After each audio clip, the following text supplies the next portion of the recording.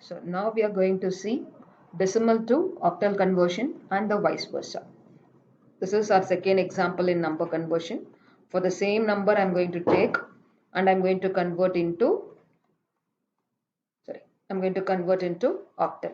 So first take the whole number part, that is before the decimal point, and do the same L division method for converting the decimal number into some other radix.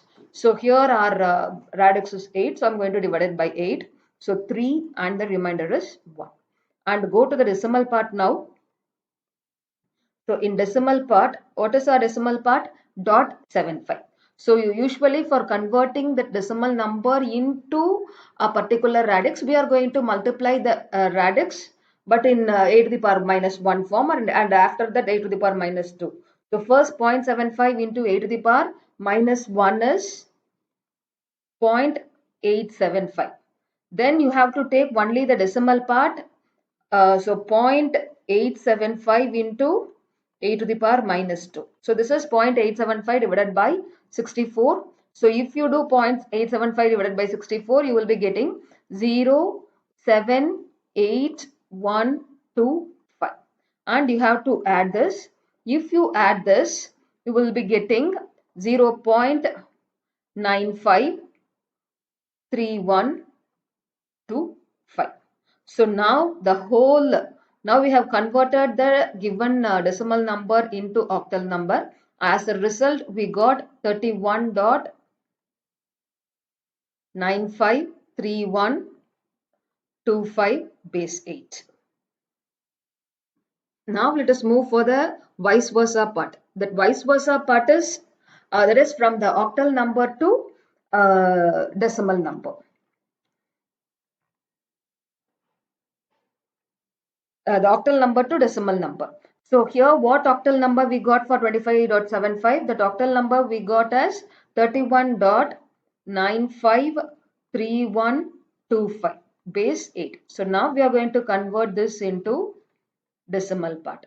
So the same logic as we did in binary that is binary to decimal conversion, the same logic we are going to apply.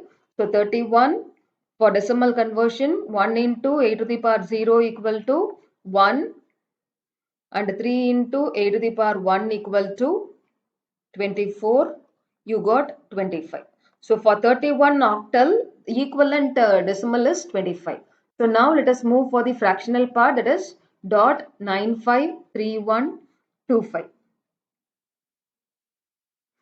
So this for 0.953125, what we are going to do? We are going to just multiply it by 8. So if you are multiplying it by 8, you will be getting the result as 7.625. Don't consider the whole number, just consider the fractional part, that is 0.625. Multiply it by 8 and you will be getting the result as 5.0. So if we got this dot 0 after the decimal point, if we got dot 0, and we are going to start the multiplication. If we didn't get the after decimal point, if we didn't get 0, we are going to continue for 5 or 6 times. So after 5 or 6 times, you can stop and you can write the whole part alone. So now the equivalent now the equivalent decimal conversion, what we got for 31 we got 25, and for 0.953125 we got 75. So this is our equivalent decimal conversion.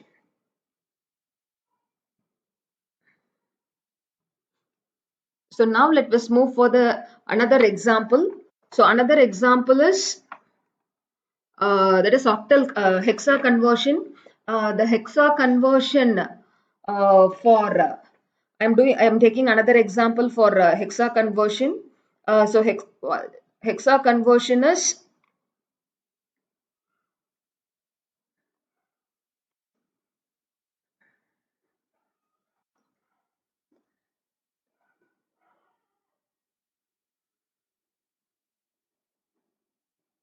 the hexa conversion.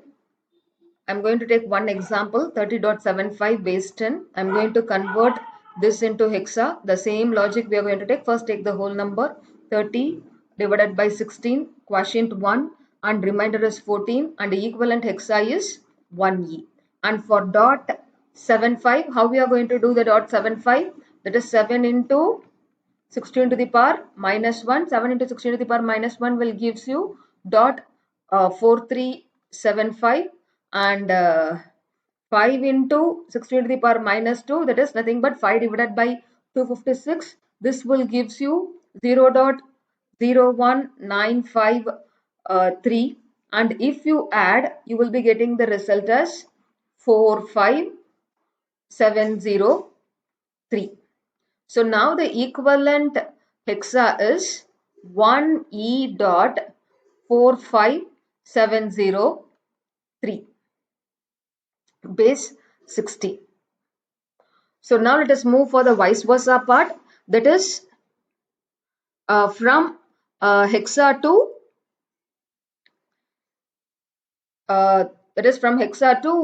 decimal conversion. So we got the hexa value as 1E dot 45703 base 16. I'm going to convert this into decimal. So how I'm going to convert this into decimal? 1E, E into 16 to the power 0 equal to 14, and 1 into 16 to the power 1 equal to 16, and equivalent value is 30. And for decimal part, how we are going to convert into decimal part? So dot 45703 into 16, you will be getting the result as 7.31248. Then take only the decimal part alone, the dot 31248 into 16 equal to 5.0. So after the decimal point we got 0, so we are going to stop our multiplication here, because if we are going to do dot 0 into 16, again you will be getting dot 0. So just we are going to stop there, and the equivalent decimal part is, what we got is 30.75 base 10. So that's it. Our video is today the number conversion, all for all three conversion we did, that is from decimal to binary, and vice versa, and decimal to octal, hexa, as well as the vice versa. Thank you, students.